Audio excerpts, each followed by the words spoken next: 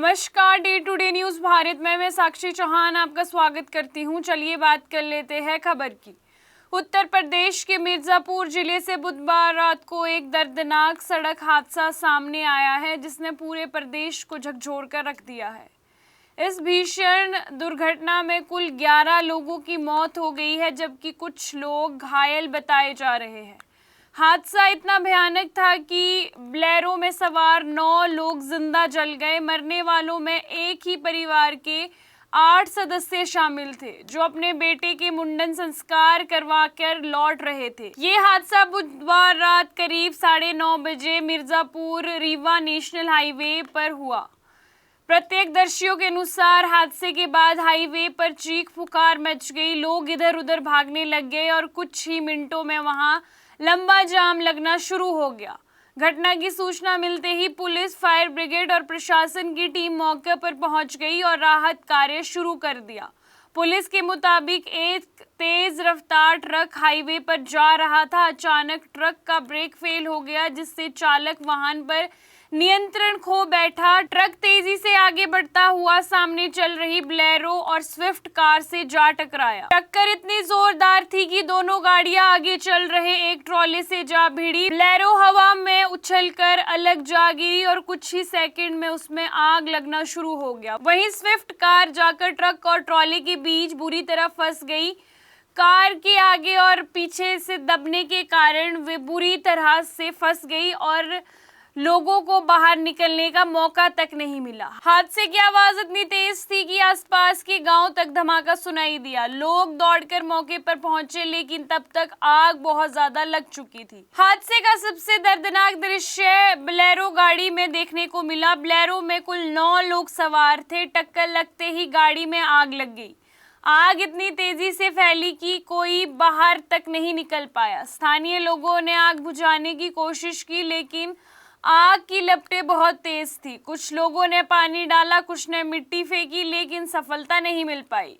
जब तक fire brigade पहुंची, तब तक बोलेरो पूरी तरह जल चुकी थी। अंदर बैठे सभी 9 लोगों की मौत हो चुकी थी। मृतकों में शामिल है एक ही परिवार के 8 सदस्य। बोलेरो चालक शव इतनी बुरी तरह जल गए थे कि पुलिस को पहचान करने में काफी मुश्किलों का सामना करना पड़ा। जानकारी के अनुसार परिवार मध्य प्रदेश का रहने वाला था। परिवार अपने 8 साल के बेटे का मुंडन संस्कार करवाकर घर लौट रहे थे। परिवार में खुशी का माहौल था। लोग धार्मिक कार्यक्रम पूरा करके खुशी खुशी अपने घर लौट रहे थे, लेकिन रास्ते में ये हादसा हो गया। कुछ ही देर पहले जिस गाड़ी में हंसी खुशी थी, उसी गाड़ी में कुछ ही मिनटों में चीख पुकार और आग की लपटें थी। हादसे की खबर जैसे ही गांव पहुंची, पूरे इलाके में मातम छा गया। रिश्तेदार और गांव वालों का रो रो कर बुरा हाल है। इस भीषण हादसे में बोलेरो सवार और अन्य 2 लोगों की मौत हो गई है।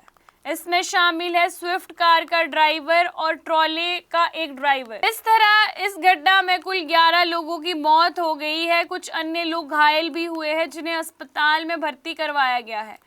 हादसे के बाद पूरे इलाके में अफरा तफरी मच गई है। हाईवे में चल रहे वाहन रुक गए और लोग अपनी गाड़ियां छोड़कर मदद के लिए दौड़े। कुछ लोगों ने बोलेरो का दरवाजा खोलने की कोशिश की, लेकिन आग इतनी ज्यादा थी कि कोई पास तक नहीं जा सका। स्विफ्ट कार में फंसे लोगों को निकालने के लिए लोहे के औजार मंगवाए गए, लेकिन काफी मुशक्कतों के बाद कार में फंसे लोगों को बाहर निकाला गया। हादसे के कारण हाईवे पर कई किलोमीटर लंबा जाम देखने को मिला। पुलिस ने बाद में क्रेन बुलाकर क्षतिग्रस्त वाहनों को हटवाया। घटना की सूचना मिलते ही पुलिस अधिकारी मौके पर पहुंचे। जिले के वरिष्ठ अधिकारी भी देर रात घटनास्थल पर पहुंचे। फायर ब्रिगेड की टीम ने आग पर काबू पाया। एम्बुलेंस से घायलों को अस्पताल भेजा गया। पुलिस ने बताया कि शुरुआती जांच में ट्रक का ब्रेक फेल होने से हादसे का मुख्य कारण इसे माना जा रहा है। हालांकि सभी पहलुओं से जांच की जा रही है। ट्रक चालक हादसे के बाद फरार हो गया है। पुलिस उसकी तलाश कर रही है। बोलेरो में जले शवों की हालत इतनी खराब थी कि उसे देखने तक में एक दुखद स्थिति नजर आ रही थी। पुलिस ने बताया कि कई शव पूरी तरह जल गए थे, जिसे पहचानना मुश्किल हो गया है।